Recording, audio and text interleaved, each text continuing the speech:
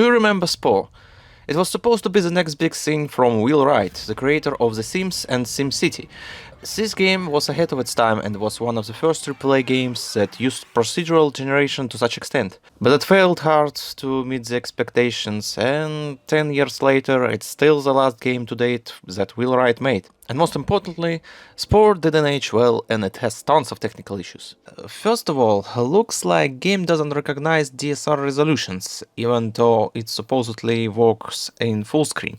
So no downsampling unless you are going to manually change desktop resolution each time you want to play this game. But there is no much point in doing this because UI has no scaling whatsoever.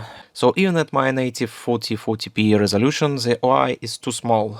Buttons and text are extremely tiny and they are going to be barely readable at 4K resolution. Secondly, despite the separate listing of the refresh rate for each resolution in settings, the frame rate is kept at 30 FPS. Yes, you heard it right, this is a PC exclusive with 30 FPS lock. I'm not sure what the hell were they thinking, it really didn't feel good to play like this.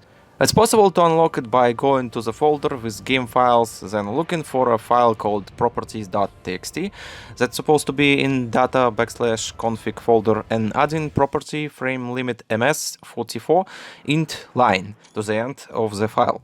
But that's not all, you also need to find a config manager txt file that's supposed to be in the same folder and add int prop frame limit ms 16 line to it. That last number will determine the frame rate cap. 16 means that game will run at 62 frames per second. You may wonder why the hell it works like that.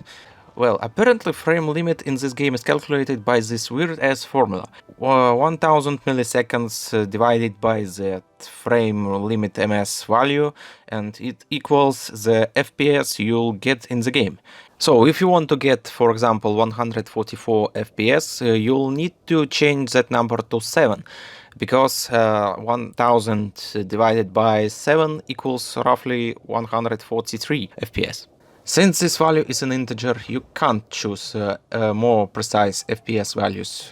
For example, if you want to target 120 FPS, you'll have to change frame limit ms value to 8, so game will run at 125 FPS.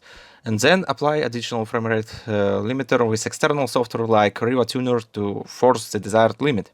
You know that something is not going to be right when you need to go through all this in order to unlock the frame rate. And from what it looks like, some stuff like animations and camera movement are tied to frame rate, and going beyond 30 FPS can break the game. Like right now, I restarted the game and tried to play at higher frame rate and discovered camera movement bug. When you move mouse pointer at some positions on the screen, camera will start spin around like crazy. Yeah, something terribly wrong with the engine in this game. I also discovered that animation glitch. When your creature will stand for a few seconds and then try to move, it will dance around like it's possessed by some demon. Like, what the hell is going on?